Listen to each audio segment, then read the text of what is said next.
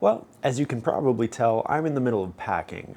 My studio, which is both a music studio and a studio apartment I live in, has served me well for almost 9 months, but I am moving to a one-bedroom unit. Very excited for more space. That'll be awesome. Maybe I'll talk about that later. Maybe I won't. But because basically everything I have is packed right now, I wanted to make a video about what I want to see in 2024 from the big music tech companies and what I want to see in this gear space. Spoiler alert, some of the things I want to see are also about the iPad music production space, but for the most part, this is about hardware music gear, or at least companies that do both hardware and software. So the first big thing I want to see is stability at launch for most new devices, or really all new devices. It seems to be a pretty consistent problem in this space that devices will launch feature incomplete or with a lot of bugs. I saw this most recently with the Polyend Play Plus, and I'm not the only person in the space who saw it, although I do think I'm one of the only people in the space who made a video about it, which is whatever it is. Obviously, we saw this a long time ago with the Machine Plus. We saw Ben Jordan's experiences with the MPC Key 61, and while the Machine Plus and the Key 61 are much more stable now, and I'm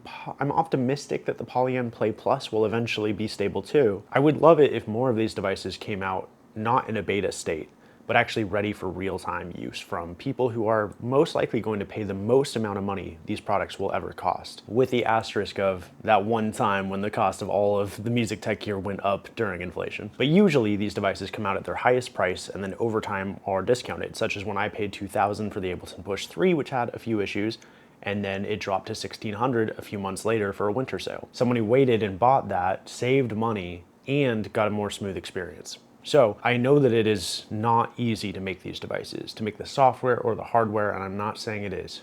But when you think about the world of video games, you can look at a company like Nintendo or Sony. They tend to really polish their games. They'll take an extra year to make sure Tears of the Kingdom is smooth and ready to go. Whereas other companies will rush things out to hit quarterly earnings and then let the players beta test a game for full price until it's ready and actually patched. I would like to see more companies adopt the Nintendo model if possible, but I don't claim to understand the entire inner workings of business on that side, and if it's not possible, so be it, I guess. But that is something I'd like to see. So the second thing I'd like to see is more support for older hardware via software updates. I think Akai has really become the gold standard of this. In full disclosure, I've worked with Akai directly before, but they are in no way sponsoring this video.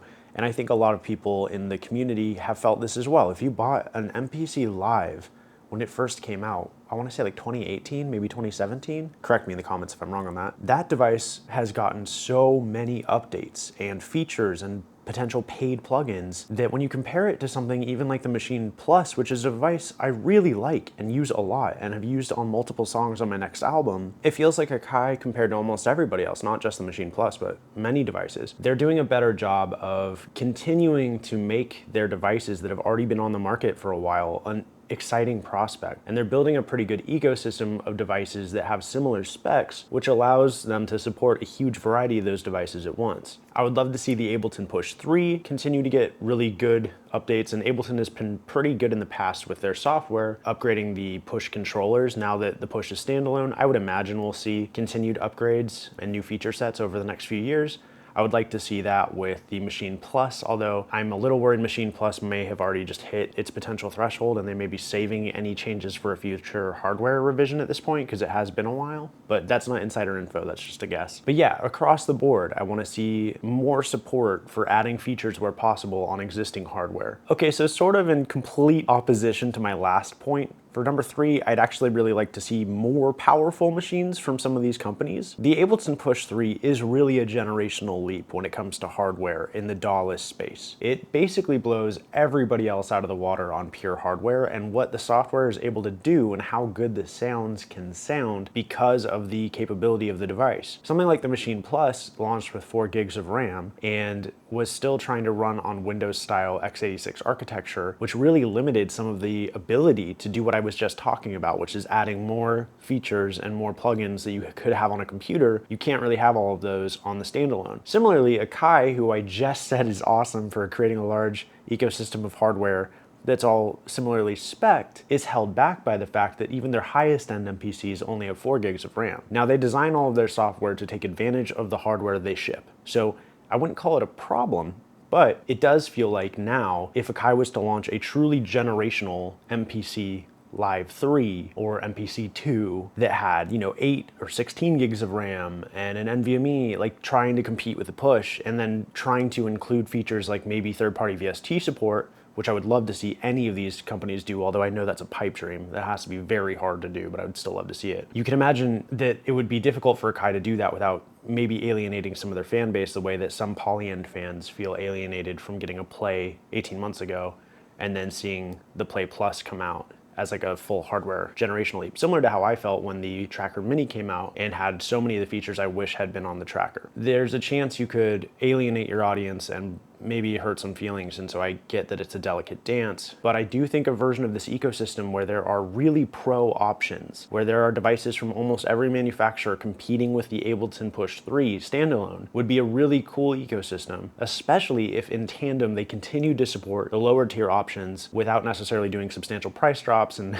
lowering the resale market, but instead just introducing a higher tier and maybe dropping the prices of the older ones a little bit over time. I would like to see a higher tier space because even though every now and then people will be like, well, what's even the point of DAWless if it's basically a computer? There is just something about having a self-contained unit you power on and you're just making music. It's hard to explain. Like, I'm not saying it's absolutely necessary. I think a kid with an iPhone 12 and GarageBand could make amazing music. Like, I know there's a lot of ways to make music, but there is this holy grail sweet spot that almost no manufacturers hit, but everyone keeps getting close to, at least for me, which is the power of a computer with the immediacy and self-contained nature of hardware. The Ableton Push 3 is the closest thing on the market, but it has a few huge cons, including the price and including no real arranger mode on device. If more companies are competing in that space, you could see them push each other to make even better devices, the same way it seems like they were 5, 4, even 3 years ago, as the Machine Plus came out to compete against the MPCs and standalone. The fourth thing I want to see is iPad specific, but for about 2 or almost 3 years now, the iPads have been capable of running, at least on a hardware level, the same software that Macs can. When Macs went to the Apple Silicon, they were essentially adopting slightly higher powered iPad chips. Now iPad Pros and the iPad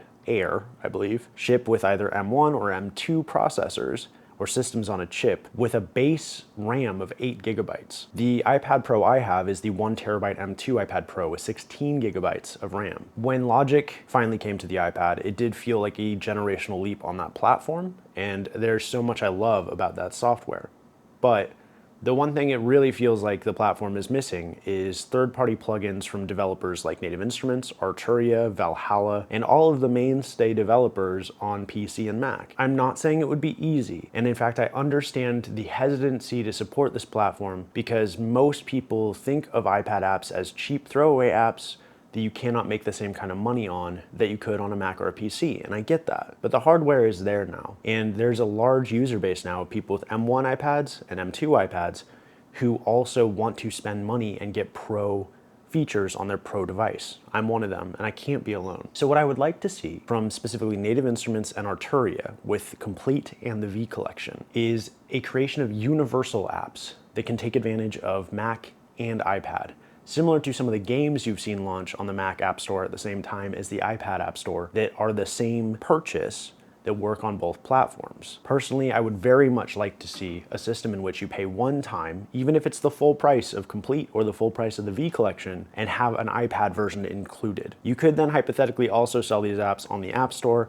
at the price they normally are on Mac and PC and include a universal license. I don't know that the cost and time it would take to port these apps to a touch interface and to support the iPad would be made up immediately from the current users of iPad music software and Logic Pro users especially. But I really think the hardware is ready, the audience is ready, and there's a huge missed opportunity, frankly, from almost every developer in almost every category to take advantage of the iPad with the power it has now. I don't have any insider information, but a huge ask for me would be Native Instruments, Arturia, Valhalla, anybody who's big in the VST plugin software space on PC and Mac, work to bring versions of your software and your plugins as audio units to the iPad as part of your normal bundles. FabFilter has done it, and I don't know how much return they got on that. I bought that bundle. I don't use it very much, but the reason I don't use it is because I already have the plugins I normally use in Ableton from Native Instruments and Arturia and other developers.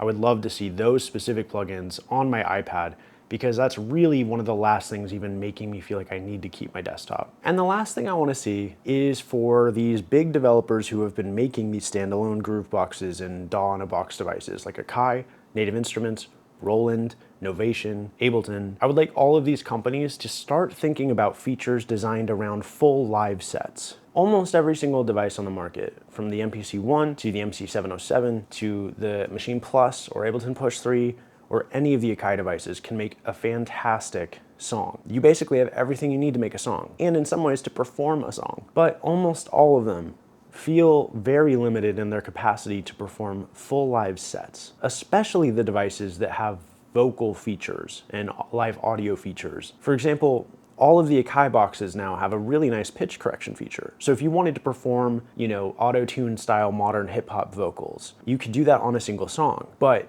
once you want to load your next project, you basically have to stop the entire audio output, especially if your mic input is into that same device, because you want to take advantage of the pitch correction. You have to stop everything, load your next project, and then perform.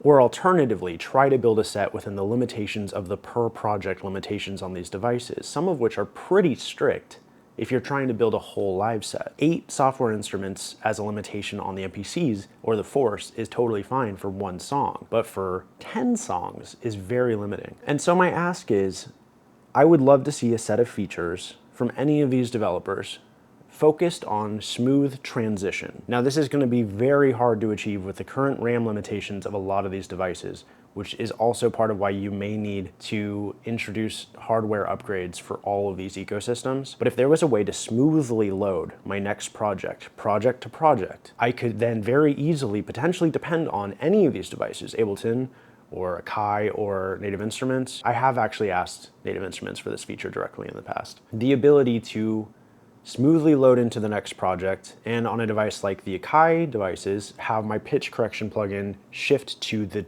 key of the next project smoothly, similar to how you see the sound smoothly transition on Arranger keyboards and workstation keyboards. Those devices have long been geared towards live performance, and as I've been correctly pointed out in the comments of my videos when I ask for stuff like this, the devices I'm talking about have traditionally been focused on creation of music, but not necessarily performance. Even when they say they support performance, they are pretty much designed for creating songs on the spot. I would like to see the ability to perform the songs I've created in an organic, smooth live set. And I think the first company to figure that out is going to be the first one I really want to focus on in 2024 if it happens. So those are the 5 big things I want to see. And there's actually one last thing that I would like to see in this space, and that is you. I want to see more people making these videos. I want to see more people talking about their experience and being part of YouTube. I think this is such an awesome, vibrant community, and there's so much room for people here. I've had people in this space talk to me, sometimes jokingly, like we might be competitors, and I don't view anybody here as a competitor. Frankly, I make 1 video a week. The longest of the videos ever are is 40 minutes, and most of them are more like 20. So I'm not really worried about people not having the time to watch one of my videos just because other cool people in the space are making stuff. And I want to list a bunch of people who inspired me, including Bad Snacks, Rachel K. Collier, Ricky Tinez, Ben Jordan, Red Means Recording, Andrew Wong, Classic, Weaver Beats, Midlife Synthesis, Slow Haste is my homie, Chordmaster is my homie, Son Woo's my homie, Jade Wee, Ave McCree, Bo Beats, Jorb, Liam Killen, Ivar, Loopop, and so many more.